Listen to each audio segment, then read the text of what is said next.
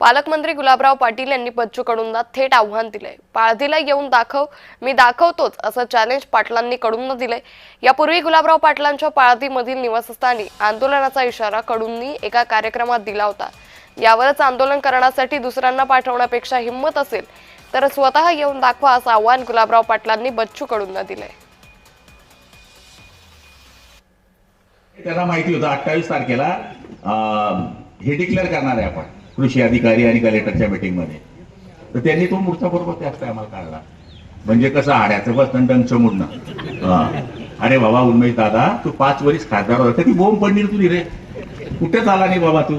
आता काय शेतकरी सांगतोय मोर्चे बिर्चे, तो तुमचा धंदा नाही, तो आम्हाला धंदा आहे हो, आमचा धंदा आहे।